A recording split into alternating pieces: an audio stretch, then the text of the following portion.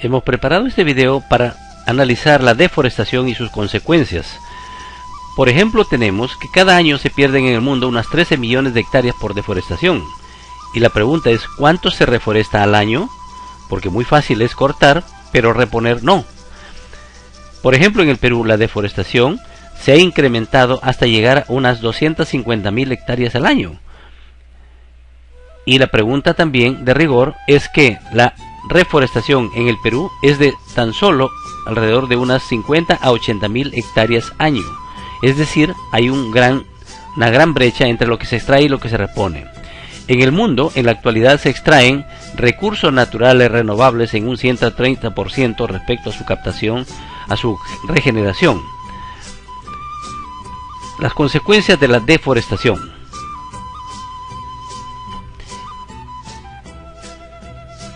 Las consecuencias son, en primer lugar, la alteración del ciclo hidrológico, las sequías más prolongadas y severas e inundaciones más severas, la desertificación y contaminación y el calentamiento global y cambio climático que viene afectando a todo el mundo, la destrucción, hambre y muerte, la destrucción del ecosistema, se altera el ciclo hidrológico y luego vienen las consecuencias, las sequías, las inundaciones. Miren este patético cuadro, la deforestación en el Perú y el mundo.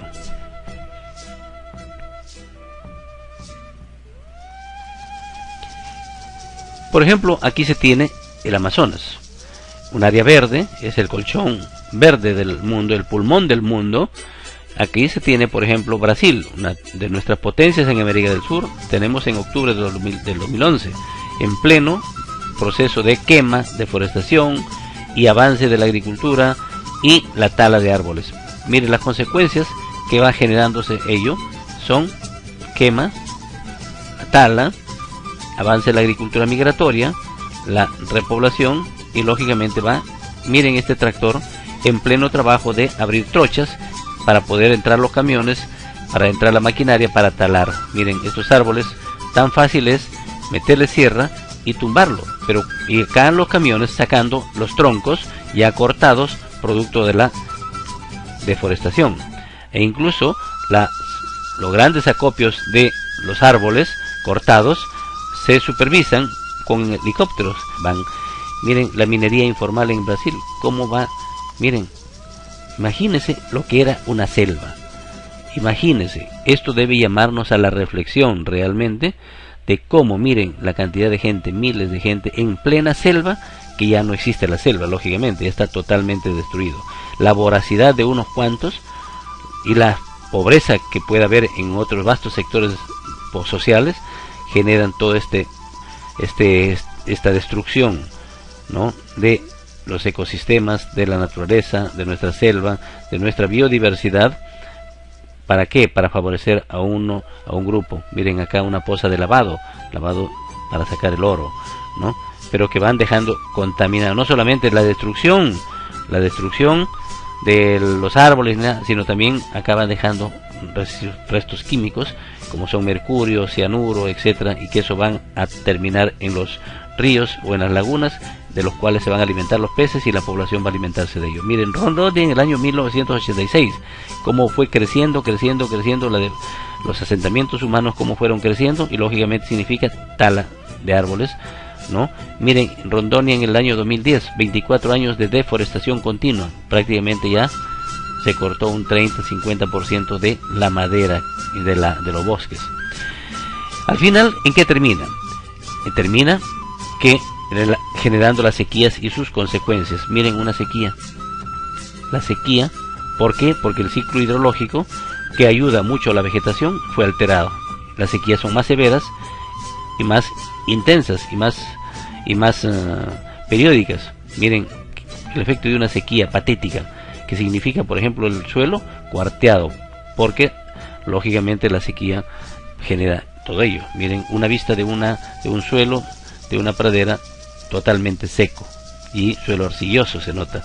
Otra vista de un suelo arcilloso y unos niños llevando un cántaro de agua en la cabeza, de grandes de 2, 3, 5 kilómetros, para poder tener otros niños llevando, con sus padres llevando en el hombro, ¿no?, sus galoneras de agua para poder preparar sus alimentos. Miren este niño, tanto es la sed que de un chorrito de agua de un caño está abriendo poquito para tomar. ¿Por qué? Porque ese es el efecto de la falta de agua, la sequía. Miren, un agua después de una lluvia, como la gente captando para llevar a su galonera y poder atender sus necesidades básicas. Miren, una pampa totalmente seca, cómo va quedándose. Pero también en nuestro país, miren acá, un campesino está llevando con su burro, en su tanque, su carreta, llevando agua para sus necesidades e incluso también para vender. Otra vista patética de los efectos de la sequía. La sequía, otra vista patética de la sequía. Imagínense cómo está el suelo realmente, producto de la sequía. Realmente la cosa es catastrófica, ¿no? Los resultados son catastróficos. Miren, aquí hay 2, 3 expertos que están evaluando los daños, ¿no?, de la sequía.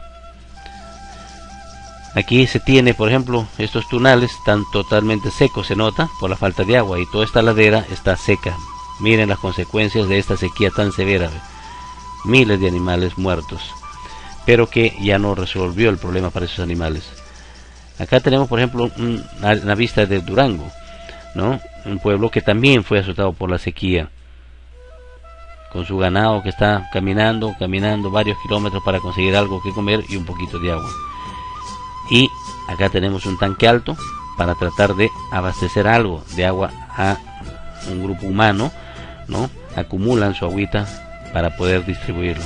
Y aquí están en pleno transporte de agua en sus burros, en sus carretas, y los productos finalmente, miren, la Somalia en África del 2011. El 2011 no es en hace siglos, no, ahora cómo es el hambre, producto de la sequía. Miren cómo se están disputando el agua, poquito de agua en un punto donde se extrae, inclusive con motores, con bombas manuales. Este niño, miren, esta situación es desesperante por alimento y por agua. Acá las Naciones Unidas implementando programas de ayuda para estas catástrofes naturales que son las sequías y la hambruna y las consecuencias de muerte que va generando. Miren, aquí se ve claramente. ¿Qué culpa tienen estos niños de poder pagar todas estas consecuencias? Pero siempre hay gente humanitaria como estos voluntarios que van. Miren estas vistas patéticas de lo que significa la sequía, el hambre, la desnutrición y la muerte, que es producto de la irresponsabilidad del hombre por manejar mal los recursos naturales. Muy fácil es talar, deforestar, pero después ¿qué viene? ¿No? Esto es una zona casi de refugiados corridos por el hambre y la muerte, lógicamente. Acá, lógicamente, ya están cavando donde enterrar al pobre niño. Están haciendo su ritual de despedida a este niño muerto. Acá lo van a enterrar, ya hicieron su hoyo donde lo van a enterrar en el suelo. Están preparando para otros casos, porque este es frecuente. Yo tuve la oportunidad de estar por el África el año 1980 y realmente fue patético. Yo quedé traumado cómo es esa realidad realmente. Pero existe esas zonas. Imagínense qué alimento poder producirse en estas zonas con estas sequías terribles. Pero antes, hace 5.000, 10.000 años, el África era bastante densa sus bosques, pero ahora no. ¿Por qué? Porque fue la tala y la ambición de la gente de ganar fácil y acumular, y al final terminaron en ¿qué? Miren, acá vamos a presenciar el entierro de un niño, ¿no? Acá están ahí contemplando realmente la catástrofe, ¿no? El dolor para estas familias, pero que, bueno, pues es parte de la irresponsabilidad de vastos sectores que solamente se dedican a extraer los recursos naturales, los bosques, ¿no? Y no cuidar el agua, y al final terminan en estas situaciones de pobreza, de hambre. Miren estas colas interminables para poder conseguir algo de alimento de las Naciones Unidas, que los países hermanos le envían para que sacien algo de su hambre de esta gente. Acá están en plena entrega de alimentos, ¿no? Estos programas de entrega de alimentos, miren, la familia va llevando sus alimentos siquiera para unos días, ¿no? Pide el resto de días, Miren la consecuencia de la desnutrición por la falta de alimentos, como consecuencia de las sequías. Por eso es que hay que tomar conciencia de que la sequía significa hambre, muerte, y la sequía es falta de agua, y la falta de agua se genera por la irresponsable actividad de extracción maderera, y al final este niño que está muriéndose. Imagínense qué futuro podría esperarse de estos niños. Miren este niño, qué futuro podría esperarse para estos niños. ¿Cómo vamos a construir un mundo con un mundo uniforme? No, estas brechas van a seguir atizando a conflictos sociales entre pueblos, entre hermanos. Por eso es que es grave lo que nos toca enfrentar. Estos cuadros son patéticos y son dramáticos para cualquiera de nosotros, ¿no? La niñez acá, estos niños, ¿qué futuro les espera a nuestros niños? ¿Qué futuro van a tener estos niños? Definitivamente no tienen horizonte, no tienen. Lo único que están asistiendo a estos programas de ayuda de emergencia, ¿no? Para poder saciar su hambre, para poder presenciar y no ver el cuadro que habíamos visto al inicio, cuando un niño está desnutrido de hambre, casi en el borde de la muerte, y un gallinazo ahí ya esperando que se muera para comer el gallinazo. Y que ese fotógrafo famoso ganó con esa foto un premio mundial, pero que después él mismo, su cargo de conciencia, lo llevó al suicidio. Al año siguiente se suicidó, porque sería tan grande el impacto que él tuvo, que removió los cimientos de su conciencia, y que al final terminó, a pesar del premio que ganó, que sirvió para poder difundir al mundo. Miren lo que está pasando en esos pueblos hermanos del África. Él terminó suicidándose. Miren cuadros patéticos de cómo es el hambre. Miren este niño, miren sus piernitas, miren su cara, miren su cabeza. ¿Qué futuro pueda tener? Su masa cefálica ya no es irrecuperable. Por eso es que tenemos un gran reto, cómo poder hacer. Miren este niño buscando una gotita de agua que filtre del tanque alto, está esperando su gotita de agua porque tiene sed. Miren el colmo, acá en un bebedero de animales, tomando estos humanos agua prácticamente sucia, pero la sed es grande. Miren al final cómo termina este gallinazo, lógicamente queriendo comerse a este niño moribundo. Esta foto fue justamente la que les decía minutos antes, de que había ganado un premio, el fotógrafo ganó un premio mundial por esta foto, pero terminó al final suicidándose al año siguiente. ¿Por qué? Porque su conciencia había sido removida por este impacto y que él no pudo hacer nada. Acá ahora vemos las inundaciones y sus consecuencias. Por ejemplo, Quebec, Canadá, en el año 2008. Imagínense el efecto de una tormenta de exceso de lluvia, que es el otro extremo en el fenómeno hidrológico de la sequía. La sequía, falta de agua; las inundaciones, exceso de agua. Miren cómo el daño que hace esta inundación. Las casas se lo llevan como si fuesen cajas de cartón. Miren, y los carros se llevan, al suelo se lleva. Miren cómo arremete la naturaleza, ¿no? La inundación. Si va encontrando libre su paso del agua, el agua adquiere más velocidad y su capacidad destructiva se aumenta. Y más aún, si trae sedimentos, su capacidad destructiva será mayor. Al final, ¿qué genera? También destrucción y muerte. Imagínense cómo se va cayendo estas casas, estos edificios. Y eso es frecuente ver acá en nuestro país, también en diferentes puntos, tanto en costa, sierra y selva. Imagínense este río, cómo va llevando todo lo que se encuentra a su paso. Y los puentes no se escapan, lógicamente. En una inundación, miren esta inundación tan grande, tan severa, los impactos y los daños que van generando. Miren los carros que se van metiendo. Miren, imagínense, ese es el poder del agua, ¿ya? Cuando no se maneja y ni se trata. No es cuestión de tener el río y aprovechar lo que da, no, hay que manejarlo. Miren esta casa destruyéndose, ¿no? Esto lo hemos visto nosotros en el fenómeno del Niño del año 98, del año 82. Tenemos fenómenos de ese tipo acá. Por ejemplo, acá Japón, 11 de marzo del 2011. Miren, ¿no? ¿Qué se generó? Se generó también un desastre. Bueno, es un país desarrollado. Es una cosa lamentable que ocurrió todo ello, ¿no? Porque todos somos hermanos en el mundo, somos humanos. y lo que le pase a alguien, una desgracia, tenemos nosotros que lamentarlo. Pero imagínense lo que pasó también ahí, unas tormentas, unas inundaciones excesivas, que son fenómenos cíclicos que pueden tener un periodo de retorno de 50, 100, 200, 500 o 1000 años, pero que son fenómenos que se van a repetir. Y si es que hay deforestación, el daño va a ser mucho, mucho mayor. La intensidad va a ser muy severa y la devastación que genere, lógicamente, va a ser severa. Eso es lo que tenemos que cuidar. Como el hombre ya ha roto el equilibrio de esa naturaleza que Dios nos la dio, y la costumbre o la mala costumbre que se tiene es aprovechar los recursos naturales, extraer los recursos naturales y no reponerlo. Por ejemplo, a la reforestación se tiene que sembrar árboles, se saque la madera, muy bien, pero inmediatamente reponer árboles. ¿Por qué? Porque si no estamos destruyendo, y esas son las consecuencias que vemos, las inundaciones o las sequías que ya hemos visto en la parte anterior.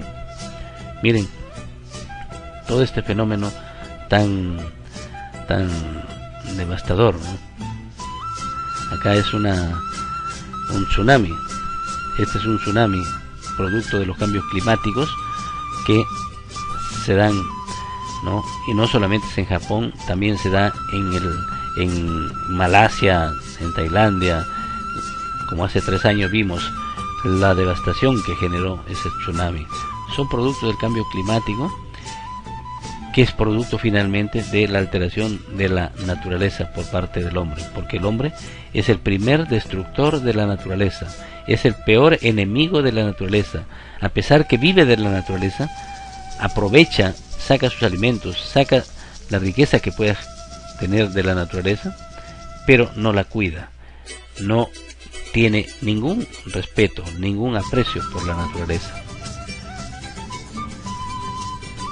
Por ejemplo, acá tenemos Chosica, Perú, el 5 de abril de 2012, está cerca, ¿no?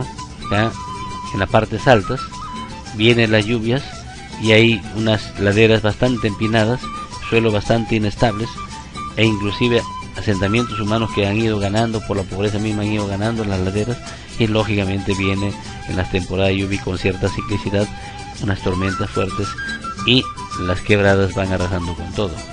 Van arrasando, miren, acá está avanzando el agua, va avanzando el agua, y después va a comenzar a hacer sus efectos, porque van a destabilizar todas las zonas cercanas. Miren, acá va viniendo ya, devastando, ¿no? Esta es la devastación, miren cómo va avanzando, porque la intensidad de la lluvia se fue acentuando, y el poder devastador de las aguas, ya con sedimentos y con piedras, a medida que va avanzando en la ladera, lógicamente la velocidad del agua va incrementándose, y su poder devastador es mayor. Miren, con esta avalancha ya de piedras y lodo y agua en la parte baja, ya va a hacer sentir más su efecto, que son las casas cercanas o la infraestructura cercana. Si hay carreteras o puentes, van a ser los que van a ser interrumpidas. Este es un caso patético de muchas zonas de nuestro país. En este caso estamos viendo lo de Chosica, pero también podemos ver en cualquier parte de nuestra costa, nuestra sierra o nuestra selva. Miren, acá ya la lluvia se fue acentuando, y lógicamente miren cómo el impacto se va dando, ¿no? Miren lo que va generando toda esa tormenta. Esto es muy interesante como para ver cómo, miren, el poder devastador de las aguas. Miren, señores, esto es las inundaciones, ¿ya? Estos son las inundaciones que se van presentando, y al final cómo termina.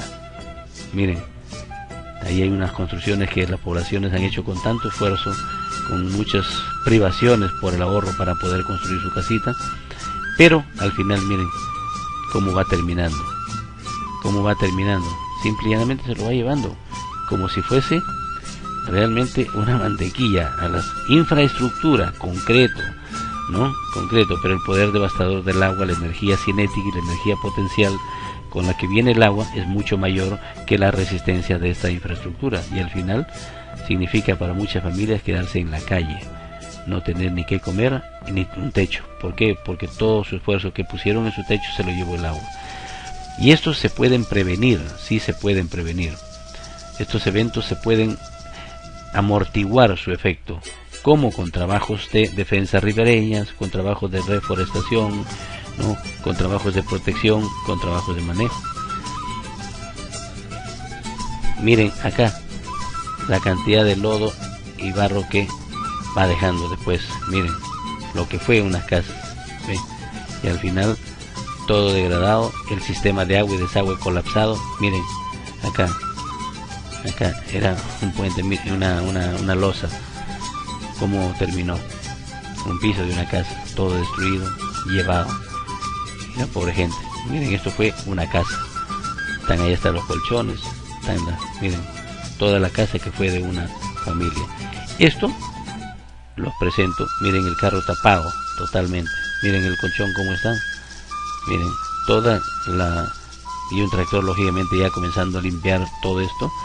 Recién se van acordando muchas de las autoridades. Estos son trabajos de prevención. Miren Cusco del 2010. Cusco del 2010. Miren la cantidad de agua que va pasando, ¿no? Las inundaciones. Y lógicamente, imagínense toda esta zona, la cantidad de agua y la inundación de área de cultivo, la destrucción de viviendas. Miren las dificultades para la gente pueda desplazarse de un lugar a otro porque el puente ya se lo llevó. En las casas tratando de sacar el agua que se metió a la sala, a los cuartos, a la cocina, y que ya malogró el agua y desagüe, porque esos sedimentos se quedaron colmatados en las tuberías del desagüe y tener que hacer de nuevo. Y muchas de las casas desestabilizadas porque se humedeció. Si es de adobe ya fue la casa, pero si es de concreto también muchas veces se sufren en ciertos asentamientos. Por ejemplo, que hay miren toda la gente cómo está trabajando por esta inundación y la sedimentación que se dio. Aquí imagínense otro efecto de la inundación, ¿no? Acá tratando de poner defensas ribereñas, algo de palo. Miren su colchón cómo van llevando. Miren cómo quedó.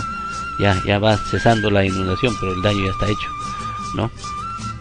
Y esto es gran parte de estos fenómenos. El poder devastador se incrementa. ¿Por qué? Porque en las partes altas no se ha hecho nada. Se cortó la madera, se deforestó en varios cientos o miles de años. Se ha ido poquito a poquito, cortando la madera, sacando la leñita para cocinar, etcétera, etcétera, pero no reponiendo nada.